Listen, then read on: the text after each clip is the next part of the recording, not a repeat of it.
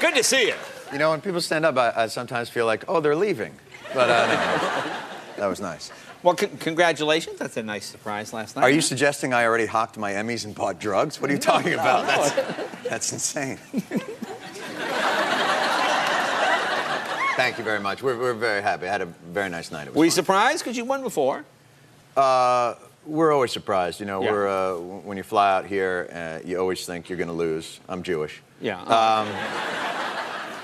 In fact, you always think you're going to lose and get bronchitis. Oh, that's right. You pick up something on the way. Exactly. Yeah. You pick up some sort of... Bad enough you lose, then you get a cold. Exactly. Yeah. No, so everybody was really excited, and we've been working real hard and on the book as well. So we're well, the excited. book is very, very funny. We'll get to that later. Sure, sure. See, I want to talk to you about some of the news stuff. Please. The big news story today... Let's do it. ...is this, of course, the CBS screw-up. What do you got? What do you think? What do you The make? Dan Rather situation. Yeah, it's a tough one. Here's the thing about the Dan Rather situation. I'm sure everybody's heard about Dan Rather and CBS. For me, it's very gratifying to see fake news taking off like this. As a fake newsman, Right. to see this catching on, Yeah. I can't exactly take all the credit for it. But you're a pioneer, a trailblazer. I'm a trailblazer in the fake news, and to see Dan, I don't want to say copying us, Right. but fake news is kind of our thing. Yeah, but... I saw CBS sent out a press release a couple of days ago after the forgeries. It started to become apparent that this was a forgery. Right. So they sent out a press release saying, we will be issuing a statement that hopefully will clarify some of the unanswered questions about the forgeries. And I thought, oh, you know what would have been a great time to answer the unanswered questions about the forgeries? Before you put it on the TV. Yeah. You might have wanted to check that out. But to keep perspective, we should also note, if you remember in President Bush's State of the Union address, there were those forged documents that they used to say that Saddam Hussein had bought uranium from Niger. Yeah, okay. Right. So it's forged documents that Dan Rather used to maybe make it seem like George Bush got preferential treatment, and forged documents that got us into a war. So, it's about half and half. It's about the same. It's about this, Now, it all comes out in the wash. So there were no fact checkers? Does it strike you as odd that there... CBS has no fact checkers? Yeah. No, listen, these guys are all like 90 years old. I mean, honestly. My grandfather wasn't big on checking the facts either. I mean, this is what happens. The guys actually on the internet, all the bloggers, check the facts. Right. I guess they have on the internet facts, whereas, You can just check.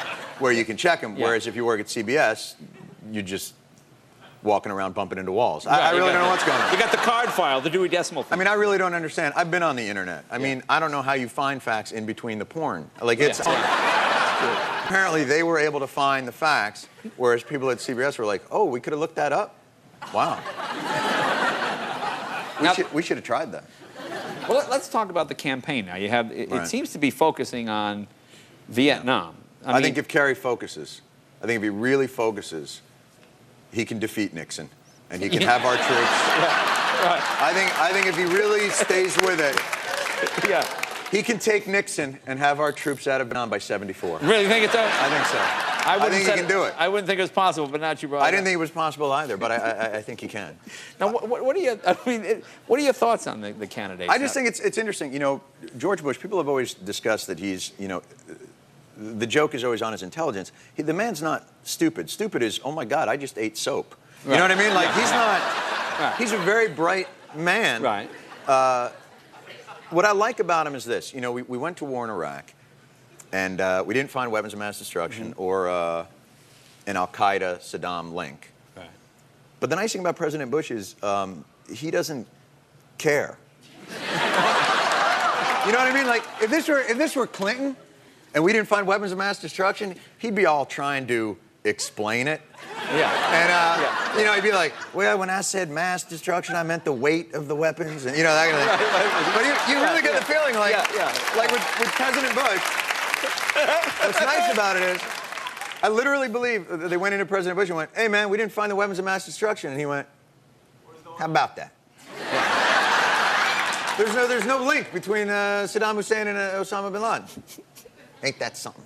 You know what I mean? Like, here's how, this is very interesting. Yeah. Apparently, Osama bin Laden had tried to contact Saddam Hussein to get help. And Saddam Hussein, this was, I guess, in 1998, right, had turned them down, had turned al-Qaeda down. Which really brings up, I think, a very interesting point.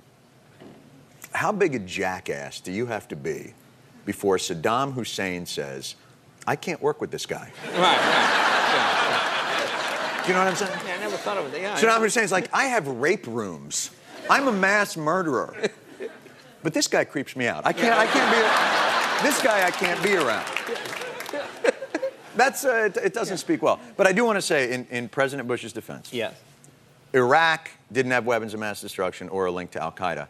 But Iran, as it turns out, does have weapons of mass destruction and a link to al-Qaeda. So when you think about it, and really, give credit where credit is due, we were off by only one letter. And I think that's, I think that's an important, I really do think that that's something to consider. So when you think of Everybody, 12,000 miles away, you're one letter. Yeah. only one letter up. Look, letter. we've all gone to like 418 18th Street and been like, oh, west, not east. I mean, we all make that mistake. So you have to give credit where credit is due. We'll come back. We'll find out something about Kerry right after. Very nice. Ball with Jon Stewart.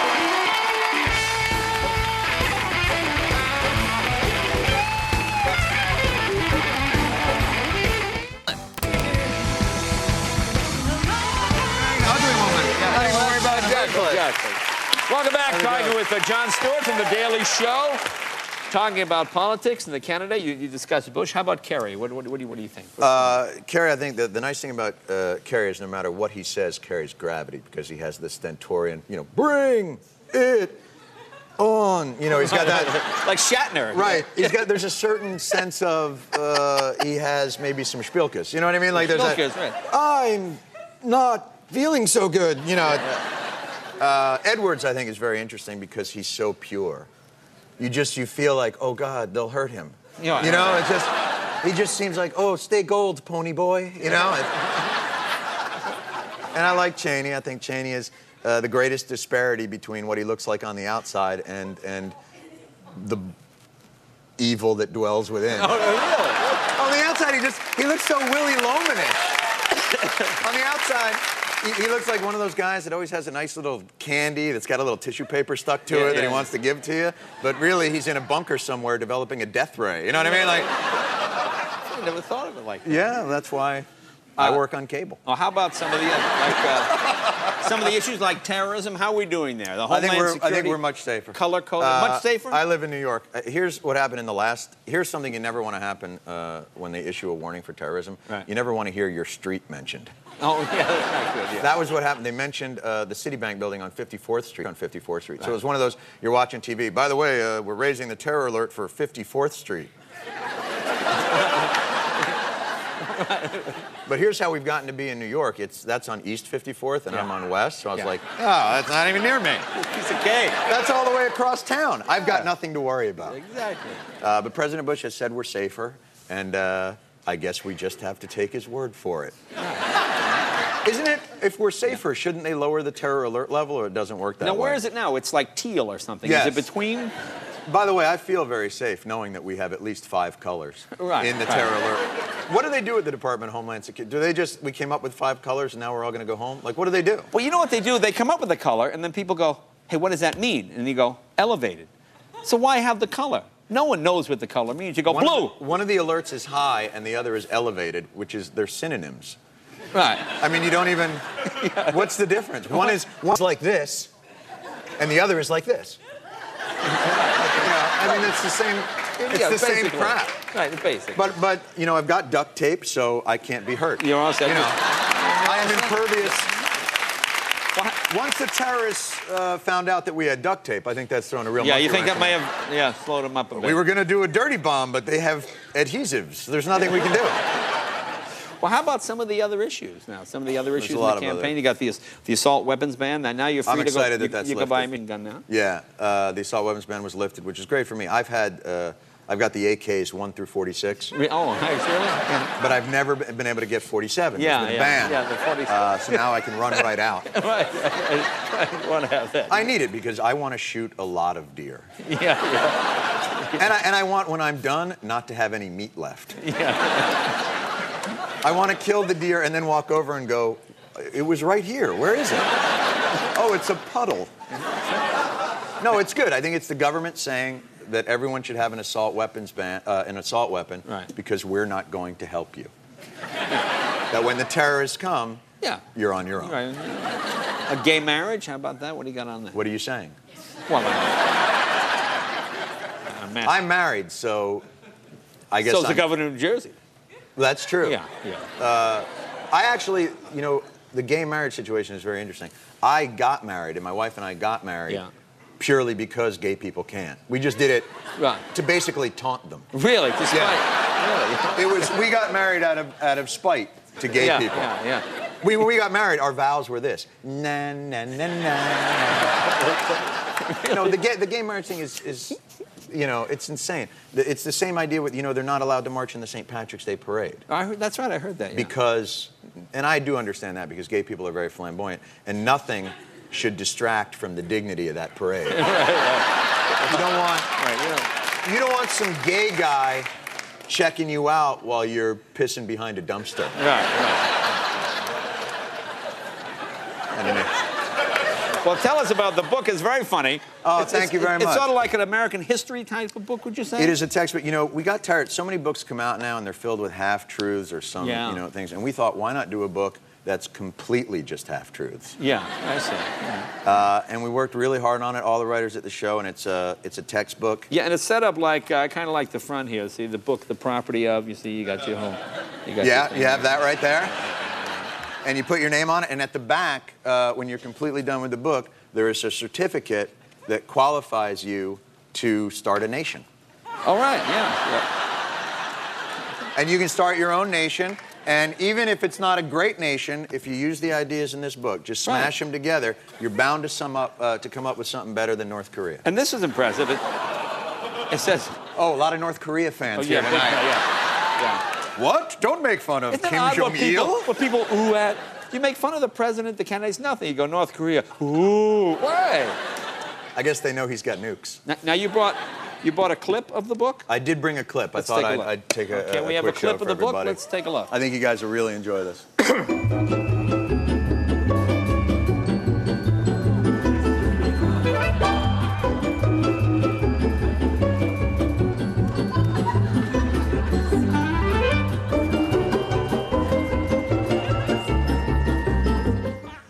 Yeah, that's a clip of the book. I feel like an idiot. That was the wrong clip. The wrong clip? Yeah. The studio sent the wrong clip? The studio sent the wrong clip. There's this other clip that was mostly just sentences. Yeah, okay. Well, that happens. Yeah, that happens. But I think you'll enjoy it. There's a poster in there dedicated to the 2004 campaign, John Kerry versus George Bush, skull versus bones. And I think kids will enjoy it. Now, congratulations. You just had a baby, or your wife had a baby? Most people, I've got to make a phone call. Yeah, no, this is wonderful. Yeah, I just had a baby boy about 11 weeks ago. Oh, that's wonderful. Well, yeah. Congratulations. Thank you. Congratulations. Well, folks, the book is right here. It's called America, A Citizen's Guide to Democratic Inaction, and it's The Daily Show, which it's a very funny show. Congratulations on all your success. Thank you. Jon Stewart, be right back with the middleweight champion of the world, Bernard Hopkins, right after this.